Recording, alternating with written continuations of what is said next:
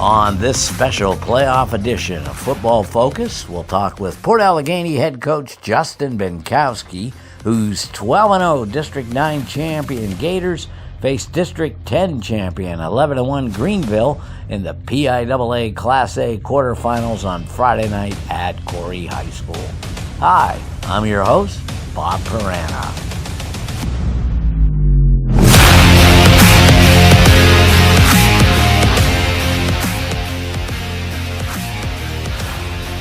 It's the most wonderful time of the year. Justin Bienkowski, Port Allegany head coach. Hated to blow you away with that singing, but God, it's got to be fun where you're at in the playoffs, my friend.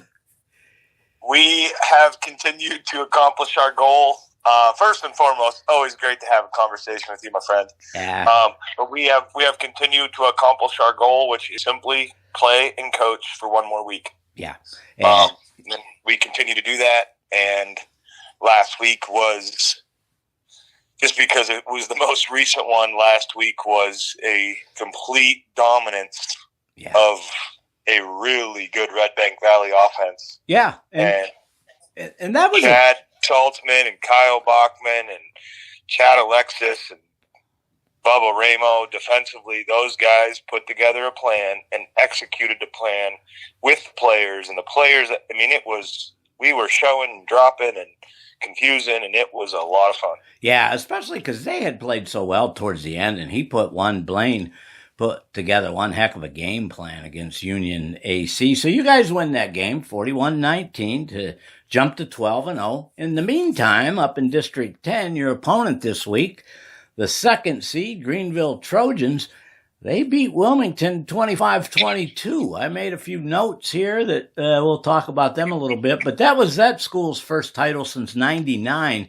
and they were Class 3A back then. Looking at that game, well, first of all, just let's talk about your guys again. I mean, Aiden Bliss, as you always tell me, Aiden is Aiden. Brendan has just developed into a premier quarterback. And I got to tell you this, watching that game, Nick Wilfong, I believe he gets the Tough Guy of the Year award for me because he took some whacks in that game and got right up. Again, it went from, where you started in week one. And again, people, well, they didn't play anybody or this and that. Well, sorry, that's the schedule. And by the way, 6 of your wins were against playoff teams, 5 teams actually, because Red Bank, you beat them twice. So putting that all together, how satisfied were you? Like you said, you dominated, but with the growth of these kids, Justin? Well, you mentioned Nick Wilfong by name. Nick made a hell of a catch after Brennan made a hell of a move in the pocket, and then broke his collarbone. Oh. So we lost Nick for the season.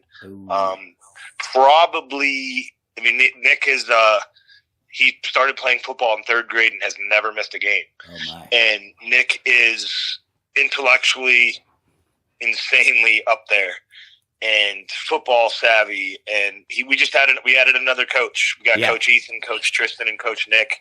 Our three captains. We went when I told the captains to go collect the district plaque last Friday.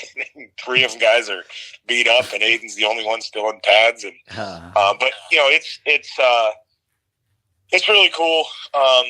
Nick, losing Nick is huge for our leadership on this team. But we have Aiden Bliss, and we have a bunch of core role players that have established themselves and have grown tremendously. I'm so proud of our offensive defensive lines, man. Right. We had a lot of conversations, and a lot of different chemistry, a lot of different potions, and what Coach Alexis and Coach Ramo have done with those guys has been phenomenal, and growth and buy-in that they're getting from the guys, because it hasn't always been roses and butterflies this year for us up front. Sure. But we overcame injuries. Mm-hmm. And then I give a ton of credit to our offensive staff, like, Coach Lowry, Coach Philhart, Coach Alexis, and Coach Ramo up front, because they work with both fronts, and Coach Evans. Drew's been phenomenal help for us, but those guys are developing different things for our skill sets, and they're developing things for, you're going to see Friday night, you're going to see Aiden Bliss do some things that You haven't seen much this year. Yeah, From different positions and things like that, and they're just being creative in the schemes that our coaches are putting together, and their growth, man. I'm telling you, it's awesome. They've never hesitated to put me in my place in my big mouth, but I'm talking growth in football and clinics and studying and working together. I mean, those fellas I got working with me are man, do they make my job easier. And then the players you talked about the maturity, and we have Liam Halver has stepped up. He keeps standing out to me so much because, number two, we have to play him at corner. We have to play him at safety. We have to play him at outside linebacker. We have to play him at wide receiver. And now we have to play him in the slot with Nick going out. Yeah. And he's just, okay, he wants to learn, might take a couple extra seconds every other play to explain things, but he wants to learn. And we have, guys playing different positions, and no one complains. Everything just rolls right off these kids' back. Yeah. And it's such a ginormous credit to them, and the way they take this in is the way you guys see football, the way they play the game. Yeah, and it's like I said, that's the growth, and that's the kids you need, and it's the fun that they have playing. And you beat me to the punch with the coaches because I was gonna. You don't know how much that meant to me to get the peace sign picture from the coaches after the game. I was actually those guys actually recommended it. Hey, don't forget we got to get Duber a picture like when we were enjoying our celebration, and I'm telling we don't skip a beat, and things just run so well. And might seem chaotic on the headset, but we all know our role. And I say we all know our role, myself included, because I'm just a little spoke to everybody else's spoke. Like, we're one big wheel. I don't want to be corny with that, but it's really, really true. Yeah. And, it works. The kids love what we try and do. The coaches do a really good job of what we do. And we have a lot of fun. There's a lot of jokes and laughter that go on, and we just happen to get another week. And our objective Friday night at Corey against Greenville is to steal another week. Yeah, you beat me to the punch with the coaches because I was going to use a TJ Watt mic'd up moment and tell you those guys are a bunch of good ass dudes, buddy. That just makes it fun. Fact. That's fun for everybody. Let's talk a little bit about Greenville. Here's a team that last year lost to Wilmington. And then they lost to them in the opener. Since they've rattled off 11 wins. And so I watched that game, made some notes, and I just got to tell you, their quarterback, he's the real deal. Let's see. Well, I got some notes here. Kyle Thurber moves well. He can hit receivers when he did. They were able to control the ball at times. They got Rudy Gentili. He's a junior that, they've got weapons there. But the biggest thing that I thought that they did is, they're in this game. They're behind. He throws a pick. They hold him. Then they punt. Now, at this point, you're thinking, Wilmington scores. They're going to just take control. They didn't let that happen, Justin. And then they're driving for that winning score. I don't know what was left. 4:15 remaining. Lightning hits 46-minute break. They come back and get that winning touchdown and hold on, forcing Wilmington to pass. And they almost seem like they're going to come in as an underdog per se, but it seems like that fits their persona because I believe that was the case against Wilmington. Give me some thoughts on the Trojans. Yeah, you start off with that quarterback. After you described everything, and we were watching it just as well as everybody else was, and we had that 4th and 16, the quarterback made a hell of a play and a hell of a throw, and then the receiver made a great move to get more yards to get that first down, to set up that score. But Gentili, number 2 he's a real deal running back. Yeah. We know a thing or two about running backs up here, and the kid's an athlete. He runs hard. He finishes runs hard. He gets his shoulder square to the line of scrimmage, whether it's a swing or toss, a counter. They have a ton of movement on their offensive line that we have to make sure. This is one of those games where you will get exposed if you're not gap specific. And to quote Coach Chad Saltzman all week, we got to be gap specific, gap discipline, because if you get out of position, they're gonna, you might overload at toss, and then they're going to sneak a counter back at you, things of that nature. So, we want to make sure that they have to play with us for 4 quarters. That's kind of always our goal. We'll never get too flustered. We've started hot. We always want to play our best ball at the end. Sure. And these last 2 games that we've played as well as we played all year against some of the best competition we've seen all year. And that has our kids confident. And now we always tell them, like, fellas, we're in a state playoffs. And fortunately, our kids have experience. And fortunately, we can talk about how everybody's playing. No one wants to play basketball or wrestle yet. Right. None of the Port Allegany want to do that just yet. And, they're both, speaking of wrestling, we have some wrestling studs in Greenville, and I talked to some District 10 coaches, just asking little tidbits of information, and, typical nasty Greenville wrestling type of kids. Yeah. And that's what I'd say about Port Allegany in some spots. Yeah. Typical nasty Port Allegany wrestling kids. Yeah. Because those kids help us so darn much. And so Greenville has some athletes, number one out in the split, number two, like I already talked about in the backfield, and then their quarterback is very athletic. And again, we have some dudes that have shown to be able to play. Starts number 26, Aiden Bachman, has been a phenomenal boundary linebacker for us. He's going to have to play more positions and learn more. It's fun as heck for me in practice. I see number 26 freshman Aiden looking at number 31 Aiden. Yeah. And Bliss is trying to pour all his whatever knowledge he has from that linebacker spot. And pregame, when we're doing routes, Aiden and Aiden really don't have a role there as fullbacks and linebackers. So, they're getting physical with each other. So to see that, want to learn from Aiden Bachman and that want to teach from Aiden Bliss, and that's just a small example of how our defense rolls. And, it's been the growth, as you mentioned. I'm glad, and a couple people have mentioned that to me in the last couple weeks, and I'm proud for our kids that people can see that. Right.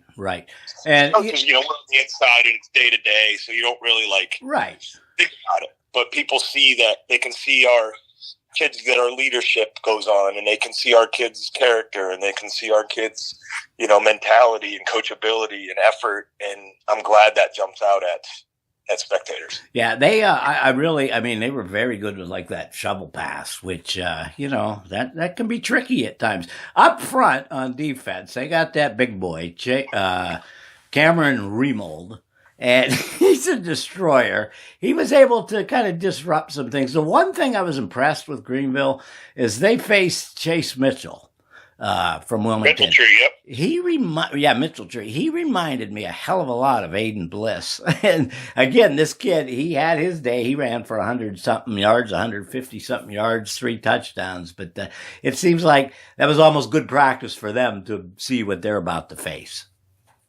Yeah, and we want to use our athleticism. We've told our kids we're not moving him all over the earth. We just want to be able to use angles and speed and beat him to a spot, wall him off maybe a little bit, but we're not moving him. We want to be able to use our athleticism and set the edge, and let Kellen, number 4, and Aiden, just let those guys be athletes. And because we're not trying to state playoffs. We're not trying to take these kids, just as they're not trying to take our studs. You're not trying to do things to them that haven't been done all year. Yeah, right. Those guys up front for Greenville and all the film we've watched have been doing a solid job all year. So we have to be able to beat them. Maybe they don't move laterally real well, or maybe they're not as fast as we are. So we want to try to one up that, because we're not going to get 25 pounds or 50 pounds heavier this week and move them. Yeah. But we are pretty quick and athletic up front, so we hope to take advantage of that. So the winter Friday, your game up in Corey. What do you think? Artificial turf are you a different team on turf, Justin? This year, it is a phenomenal asset for our team. Yeah. Just in fact, I'm practicing today on our game field. I mean, our game field is not pristine by any stretch of the imagination. Sure. But I will say that I'll practice on it, and kids falling down on their butts, and mud flying everywhere. But it is nice to have turf for the playoffs. Apparently, Corey has a pretty new setup, pretty equidistant drive for both us and Greenville. And I don't have any doubt between Gator and Network, so we'll have people watching across the world. Already. And as we confirmed last week, coupled with the people that will travel, we can't say enough as coaches and players. And about our cheerleaders. Our cheerleaders are painting storefront windows, which is a credit to our cheerleaders. Our businesses are letting their storefront windows get painted, and people are paying money to the Gator Network if that's the only contribution they can make because they don't live around here. Sure. The amount of, I saw an email from a gentleman who is a 65 grad from Port who watches from British Columbia. It's the support, man, the respect, the appreciation, I could ramble off adjectives. I'm super proud to be the head coach of our program, to work with those guys I already mentioned that I get to work with the players we get to work with, to be a part of the community, just a small part of what, try to spread the 6 letters across our chest and positive everywhere we can. It's pretty cool. Yeah. It's really cool. And, you do enter the game. Max Prep says you're number 2 in the state. They have Greenville at 10. And then we look at who your potential opponent is. We're not going to talk about that, but that game is Saturday morning down at Acrisure Stadium between Clareton and Laurel. Clareton, the top-ranked team, who Fort Cherry knocked out last year. So they're a team that, they want to be where you are. But that'll play out as it does. But let's go back to Friday night. This is Wednesday. We're doing the interview. Thursday probably won't be a whole lot of practice. Friday, what time do you hope to be up in Corey? Yeah, we'll take off. We'll try to get out of town about 3, get to Corey just shy of 5. Just, good old Route 6 straight across. Our kids like to mull around on the field, and their kids are weird. Our kids like to walk around the turf in the bare feet. They're kids. Kids do their thing, and I say, you know what? Whatever you got to do. Yeah. Do what you got to do. So with kids like to mull around, have a little extra time. There's some years where we get there and you have just enough time to go to the bathroom after a bus ride and get your clothes on and go. Yeah. These kids take their time, we'll call. Yeah, and it doesn't look like weather will be, there's a possibility, and again, weather changes, particularly up in that area. Maybe some rain, temperatures, I don't think are going to dip below 40. But, hey, this is the time of the year, like I said, the most wonderful. This is when you want to be doing that. Justin, I want to ask you how cool it is, because you are the lone survivor now out of District 9, which brings everybody together. How cool is that to have the backing of this entire group and, of course, all your peers in the coaching realm? Well, it's so ironic you're asking this question on a Wednesday evening. Last evening, we had our District 9 coaches banquet at the Dam Inn. Mm-hmm. And so we got to talk to everybody, District 9 head coaches, assistant coaches, and the support and appreciation and good lucks. It's cool. It is insanely cool. For me, it was cool going to Kane the last 2 weeks, talking to Jason Barner, who I, as a young coach, watched him take the 07 team to the Final Four, and then growing real close with Todd Silfies. He was one of the game manager guys that was around our locker room, getting us what we needed. Talking to those guys that have been doing it, talking to Coach Heindel and talking to Dave Eggleton from Clarion and talking to Jake from Brockway, guys that are winning, and the appreciation is cool. It's cool. Everybody's going to be watching and or be there. And we've talked about it. We wanted to grow District 9 football. That's one of our big goals. I told you this when Davey and I took over that PSAC stuff, the PSFCA stuff. Right. And District 9 does it right. District 9 plays good football. District 9 has good people.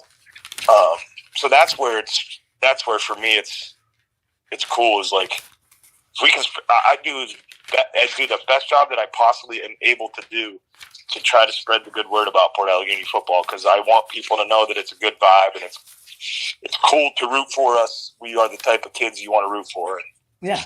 I mean, the other cool thing, too, is I believe that the rivalry between District 9 and 10 has perked up a little bit. I mean, we've won District 9 has won, the last 4? And that was a long haul there. District 10, just the way these things matched up, I think Clarion had been the last team to win before Red Bank had done it, and that was like in 2016.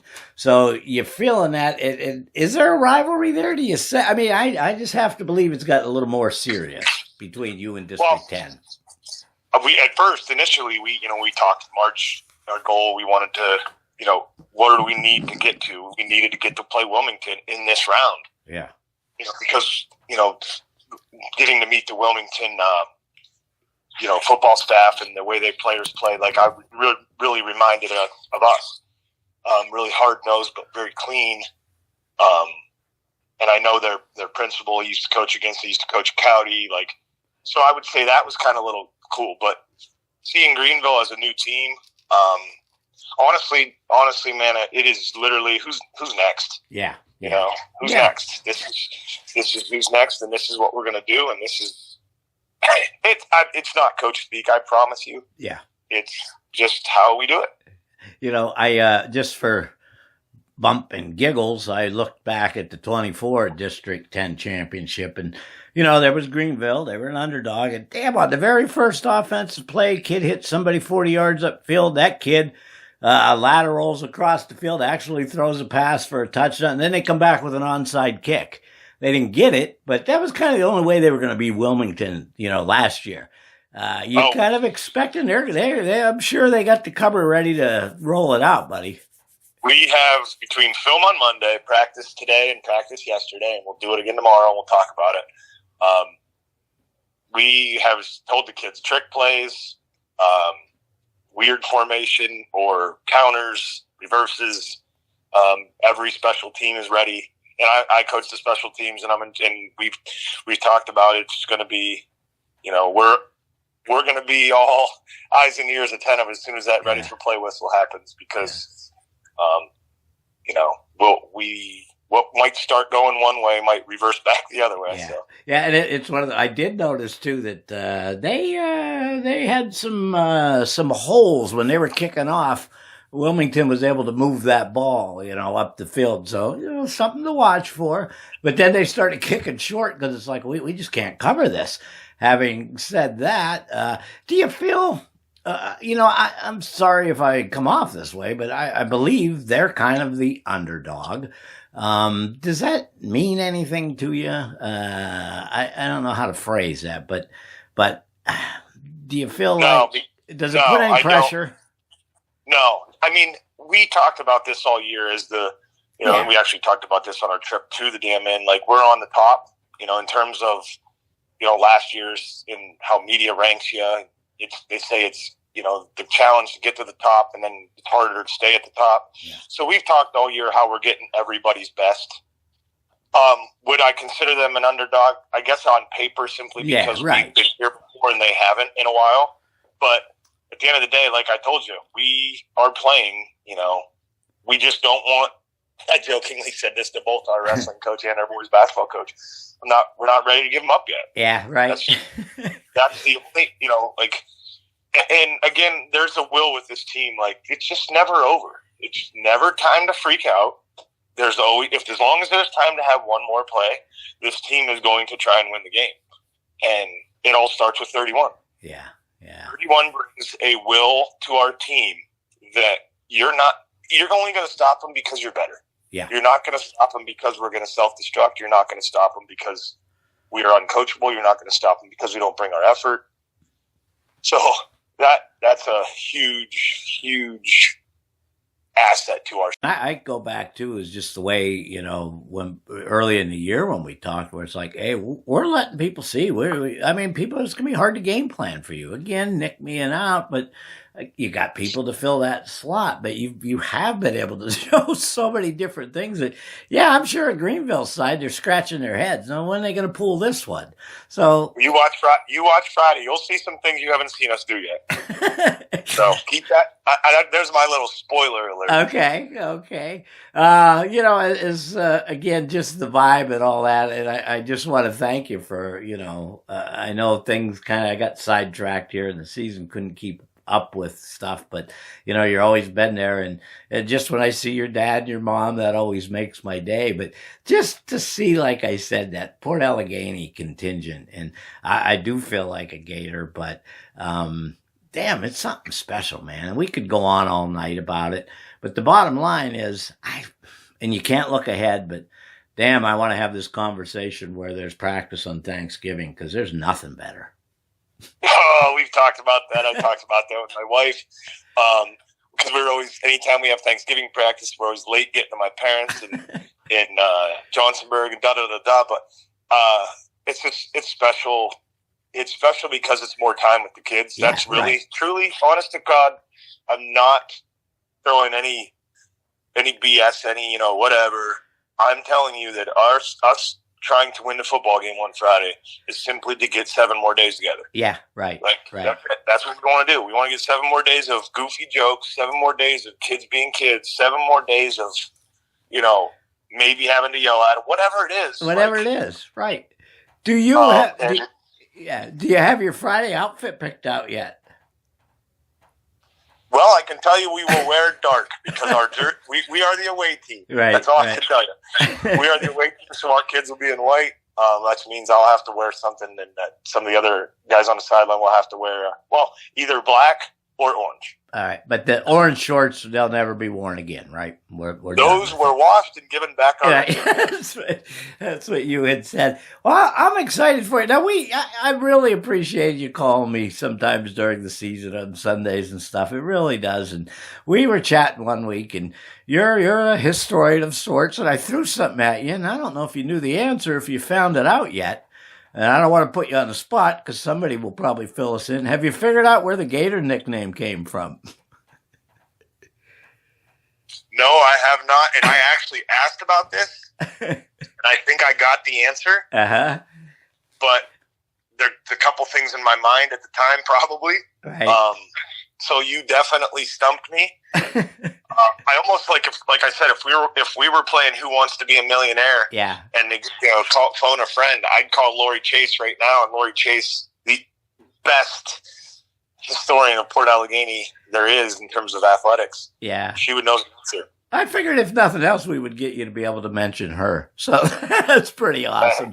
And again, she's our offensive stat person this year, and so she's really, really a huge part, especially of Aiden's record, and a huge part of keeping track of things. And she's just she's phenomenal. Josh McNeil does our defensive stats. I don't want those two people to go unnoticed because we have guys that have tons of tackles and sacks, and they donate their time, and I love and appreciate that. And again, it just attributes to what you said.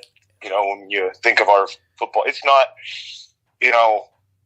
it's not the players and coaches. It's the players and coaches, and it's the coaches' wives. It's the players' families. It's the cheerleaders. It's the school community. It's the community. It's the whatever. So it's really proud to be a part of something that's really positive. Yeah, I hope people don't get mad because I'm going to say it again, but I'm looking forward to you and those good-ass dudes going up there and keeping this thing going, buddy.